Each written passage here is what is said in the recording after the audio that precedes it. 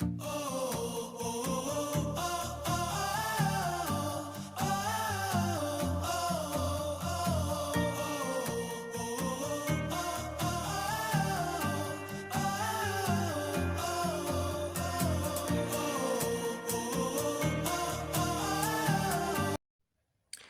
teman-teman, selamat datang kembali di channel YouTube Priksa Fismat. Semoga teman-teman selalu sehat dan terus semangat. Pernahkah teman-teman beli buah di supermarket? Sebelum teman-teman membayar buah tersebut di kasir, biasanya buah yang teman-teman beli harus ditimbang terlebih dahulu.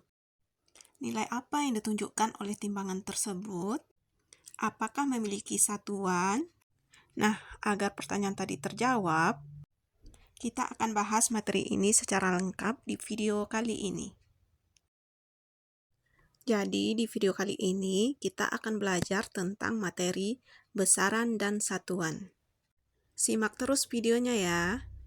Nah, teman-teman, nilai yang ditunjukkan oleh timbangan tadi adalah massa buah yang teman-teman beli.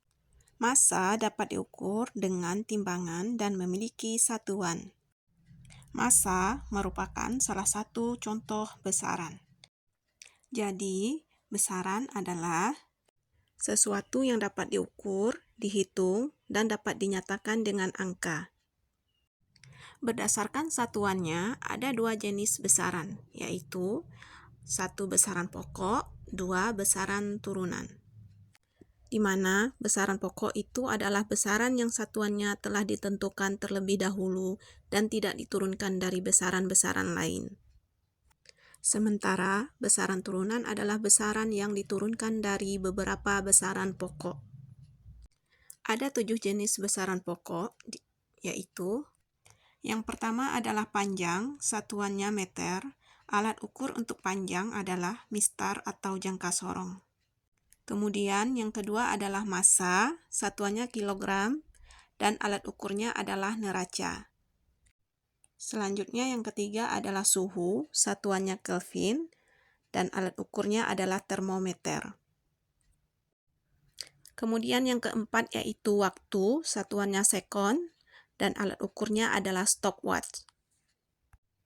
Kemudian yang kelima adalah kuat arus, satuannya ampere, dan alat ukurnya adalah ampere meter. Kemudian yang keenam yaitu intensitas cahaya, satuannya candela, dan alat ukurnya adalah lux meter. Kemudian yang ketujuh atau yang terakhir yaitu jumlah zat, satuannya mol, dan tidak memiliki alat ukur. Sekarang mari kita lihat lagi contoh besaran turunan beserta satuannya dan diturunkan dari besaran pokok apa aja. Yang pertama yaitu luas dan volume diturunkan dari besaran panjang.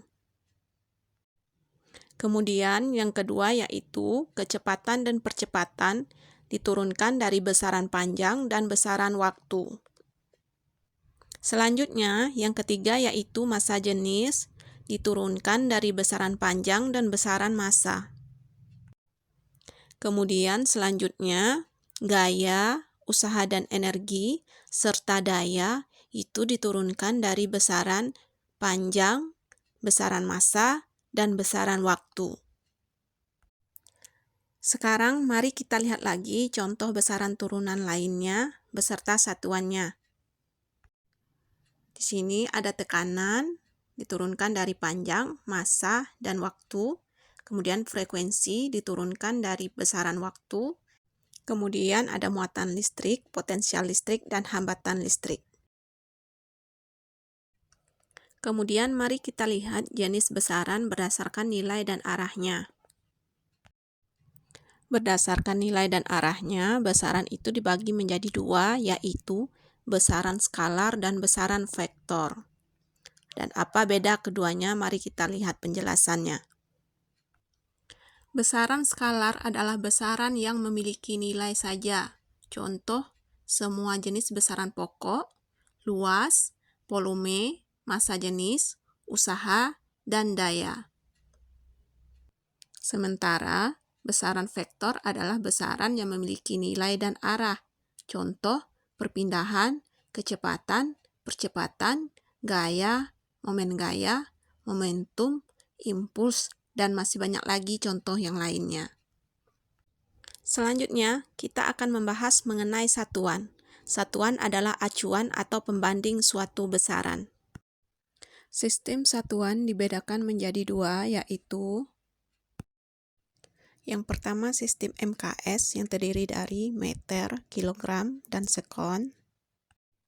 Kemudian yang kedua yaitu sistem CGS yang terdiri dari sentimeter, gram, dan sekon. Karena ada beberapanya sistem satuan, maka untuk keperluan ilmiah diperlukan satu sistem satuan yang bisa dipergunakan secara luas di berbagai belahan dunia. Para ilmuwan kemudian menyepakati sebuah sistem satuan yang disebut dengan sistem satuan internasional. Sistem ini disepakati pada konferensi pers ke-11 tentang berat dan ukuran yang diadakan di Paris, Prancis pada tahun 1960. Adapun syarat satuan internasional yaitu pertama bersifat tetap, artinya tidak mengalami perubahan karena pengaruh apapun, misalnya suhu, tekanan, dan kelembaban. Kemudian yang kedua yaitu mudah ditiru bagi setiap orang yang menggunakannya. Selanjutnya syarat yang ketiga yaitu bersifat internasional, artinya dapat dipakai di seluruh negara. Sekarang mari kita lihat contoh satuan internasional untuk beberapa besaran pokok beserta definisinya. Yang pertama itu panjang, satuannya meter. Definisinya adalah nilai numerik tetap dari laju cahaya dalam ruang hampa sebesar 299.792.458 bila dinyatakan dalam satuan meter per sekon. Selanjutnya yang kedua yaitu massa, satuannya kilogram. Definisinya adalah nilai numerik tetap dari konstanta Planck sebesar 6,62607015 kali 10 pangkat negatif 34 bila dinyatakan dalam satuan joule sekon yang sebanding dengan kilogram meter kuadrat per sekon. Dan inilah definisi dari sekon, satuan dari waktu. Definisi dari ampere, satuan dari kuat arus atau arus listrik. Definisi dari Kelvin atau satuan dari suhu. Definisi dari mol atau satuan dari jumlah zat. Dan definisi dari candela atau satuan dari intensitas cahaya. Adapun kelebihan dari satuan sistem internasional atau sistem SI. Yang pertama, sistem SI bersifat universal, artinya sistem SI digunakan hampir di setiap negara di seluruh dunia. Yang kedua, sistem SI bersifat serbaguna, artinya sistem SI menyediakan beberapa cara untuk mengukur besaran besar dan kecil. Yang ketiga, satuan SI bersifat ekstensi, artinya satuan SI dasar dapat digabungkan untuk menghasilkan satuan yang lebih kompleks. Kemudian yang terakhir, satuan SI itu lengkap, artinya kita dapat mendeskripsikan suatu benda dengan menggunakan besaran SI. Baik, itulah tadi penjelasan mengenai besaran dan satuan.